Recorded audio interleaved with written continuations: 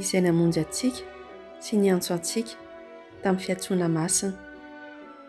Tsy araka ny asantsika, fa araka ny fikasany sy ny fahasoavany izay nomena antsika tao amin'i Kristy Jesosy hatry ny fony fahagola.